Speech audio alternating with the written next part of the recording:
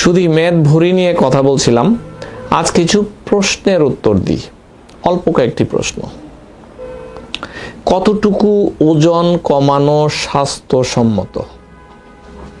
আমরা বলি 1 থেকে 2 পাউন্ড প্রতি সপ্তাহে, 1 থেকে 2 পাউন্ড অথবা মাসে 5 থেকে 6 পাউন্ড ওজন কমানো স্বাস্থ্যসম্মত। কেন বলবো?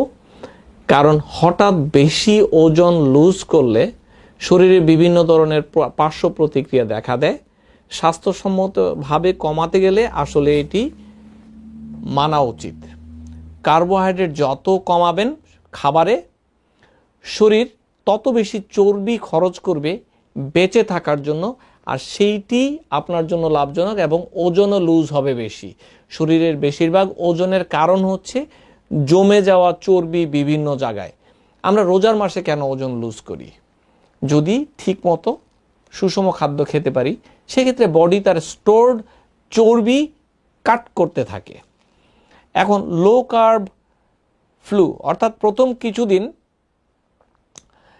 কেমন কেমন লাগবে, ভালো লাগবে না, টায়ার্ড লাগবে। শরীর এতদিন এত বেশি আয়েসে ছিল, যখন আপনি লো কার্ব খাবার দিবেন ম্যাক্সিমাম 15 দিন আপনার কাছে খারাপ লাগবে। এটিকে বলা হয় লো কার্ব ফ্লু।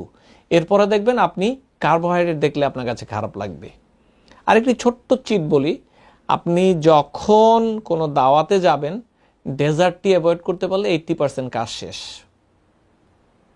আচ্ছা, এখন লো কার্ব ডায়েটের উপকারিতা কি? এইটিতে সুগার শরীরে কন্ট্রোল থাকবে, অনেক সময় স্বাভাবিকও হয়ে যায়। ট্রাইগ্লিসারাইড কমে যায় শরীরে স্মল ডেন্স এলডিএল কমে যায়, এইচডিএল বেড়ে আসে। এটিতে ব্লাড প্রেশারও ইমপ্রুভ হয়, হরমোন রেগুলেশন বেটার হয় এবং অ্যাপেটাইট কন্ট্রোলে থাকে, হাঙ্গারটাও কন্ট্রোলে থাকে। জেনেটিক্সও একটি রোল প্লে করে, কিন্তু অতটা নয় যতটা আমরা বলি। আসলে জিন থাকলেই যে এক্সপ্রেস করবে এই অবেসিটি, সেইটি কিন্তু নয়। আর আমরা যখন ওজন লুজ করতে পারছি না, আমরা শুধুমাত্র জেনেটিক্সকে আমরা